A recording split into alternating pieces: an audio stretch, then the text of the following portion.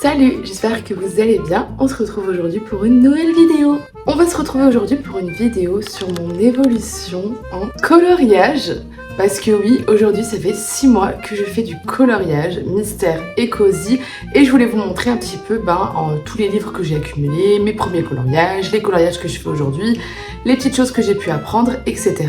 Vous montrer voilà en 6 mois qu'on peut arriver déjà à faire des super colos et à kiffer et à s'amuser et à vraiment avoir un moment de détente en faisant du coloriage. Comme vous pouvez le constater, j'ai accumulé pas mal de petits livres de coloriage. J'ai donc commencé mon aventure de coloriage avec les grands classiques tome 11. Celui-ci, en réalité, je l'ai pas acheté il y a 6 mois. Je l'ai acheté quand il est sorti, je pense.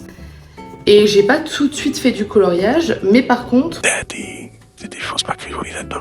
Le tout premier coloriage que j'ai fait, d'ailleurs, je saurais même pas dire lequel c'était. Le tout premier coloriage que j'avais fait à l'intérieur, il n'est plus dedans parce que j'ai plus la page. C'était au feutre à alcool. J'ai entamé pas mal de coloriages dans ce tome. Ils sont au feutre à alcool, donc ça dépasse. Donc par exemple, dans mon vlog de janvier, je crois, vous m'aviez vu faire ce coloriage Aladdin qui, bon, n'est pas très très beau. Mais j'ai quand même pris plaisir à le faire. Ça m'a détendu de le faire. Donc c'est le principal. Mais c'est vrai que le résultat final, il est vraiment pas très joli. Il y a énormément de traces. Autant le personnage, ça va, mais le fond, ça va pas du tout. Celui-ci, que je trouve est très joli avec les feutres à alcool, c'est le Volt. Voilà.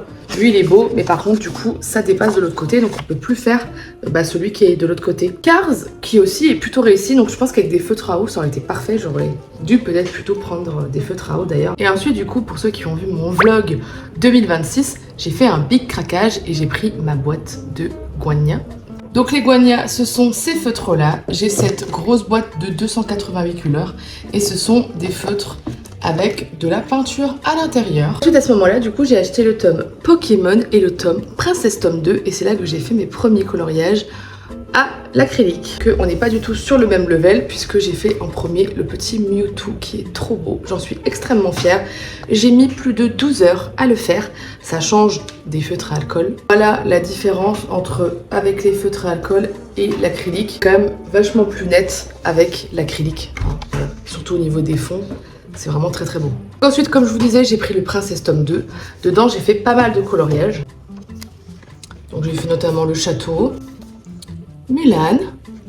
Vous voyez que tout de suite, rien que de changer de feutre, finalement, ça change tout l'aspect du coloriage. Je prends beaucoup de temps à choisir mes couleurs. C'est ce qui fait aussi qu'à la fin, le résultat est quand même le plus fidèle à la solution. C'est un que vous avez vu dernièrement. D'ailleurs, je ne l'ai pas encore mis de fixateur dessus. Cette double page où je me suis loupée sur les couleurs, mais je trouve que ça ne se voit pas trop. Aurore. Voilà. Le petit Tiana aussi qui manquait.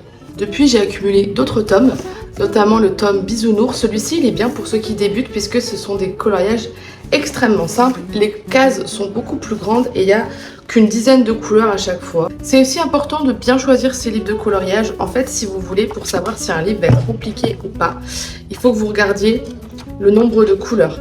Là, par exemple, on a très peu de couleurs. Alors que par exemple, dans Portrait de famille, là, pour un coloriage, on a double de couleurs. Donc ça va déjà être plus long de trouver ces couleurs avec son nuancier. Et surtout, ça veut dire qu'on va plus régulièrement changer de feutre. Qu'il y a pas mal de détails, qu'il ne faut pas se gourer sur les cases, il faut bien lire les symboles, etc. Ça demande un peu plus de concentration. Pour Portrait de famille, c'est un livre qui est plus compliqué, il y a plus de détails. C'est une double page comme ceci. Vous voyez que ça, ce rendu-là, je ne l'aurais jamais eu avec d'autres feutres que des feutres à alcool. Et puis du coup, les deux derniers en date, c'est le tome 13, où là, j'en ai fait beaucoup. Le tout premier, c'est celui-là. Celui-ci, j'avoue, j'en suis particulièrement fière parce que j'ai vraiment veillé à faire bien plusieurs couches. Il faut savoir qu'avec les acryliques, si vous n'avez jamais utilisé, vous devez faire plusieurs couches parce que c'est pas tout de suite opaque, ça botte de la peinture. Même avec de la peinture classique, hein, vous savez, quand vous peignez un truc, vous n'avez pas forcément tout de suite une couche hyper opaque.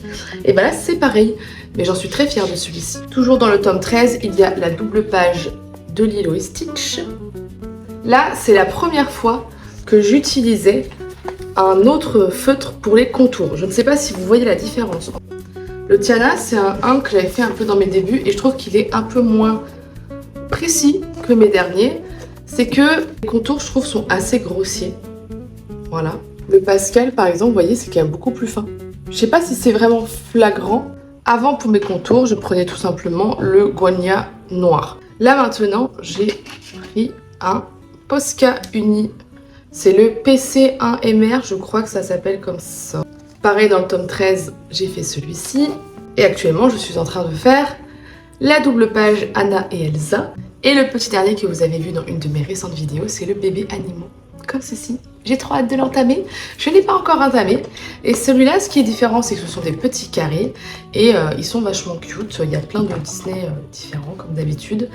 Mais au moins, ils seront un peu plus rapides. Donc ça donne une expérience différente du coloriage. Puisque là, du coup, je pense qu'on les fait beaucoup plus rapidement. Genre en 2-3 heures, ils doivent être faits, je pense. Parallèle du coloriage mystère, j'ai fait du cozy coloriage. À peu près à la même période, je me suis acheté mon premier tome de Cozy, le Japon mignon. Et du coup, ça m'a donné envie d'en acheter encore plein d'autres. Voilà, ça va, je suis raisonnable. Il y a des personnes au bout de 6 mois, je pense qu'elles auraient déjà 20 tomes. Moi, j'en ai 7. Enfin, j'en ai un 8e en bas parce que il est à mon fils. D'ailleurs, j'ai également 7 livres de coloriage mystère. Donc, je suis assez équilibrée. J'ai 7 livres de Cozy et 7 livres de coloriage mystère. Alors, mes premiers Cozy colo étaient... En fait, je me prenais vachement la tête. Les premiers, je me prenais énormément la tête. Je voulais forcément faire plein d'effets. Sauf que je commençais à peine à appréhender cette nouvelle façon de colorier. Ça reste que c'est un coloriage assez mignon. On a une belle ambiance coucher de soleil. Ensuite, j'étais allée prendre 3 livres d'un coup. Donc, il y avait celui de mon fils. Et il y avait Séjour tout doux à la ferme et... Adorable petit monde de Coco Wayo. Le séjour tout doux de Belly Binko, je le trouve trop bien. Il y a beaucoup de gens d'ailleurs qui l'aiment beaucoup. Et donc c'est là que j'ai fait celui-là. Donc celui-ci, j'en suis particulièrement fière.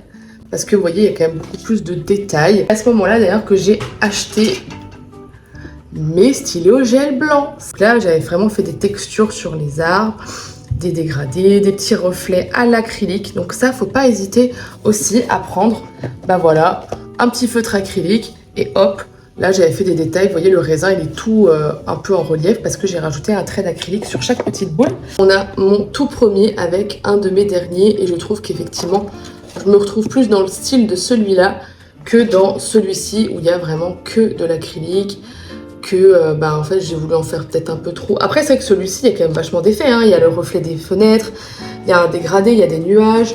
Bon, il est quand même sympa, hein. Je trouve que pour un tout premier, il est quand même vachement cool. Je me suis quand même donné sur les effets. Mais c'est vrai que c'est encore un peu bancal.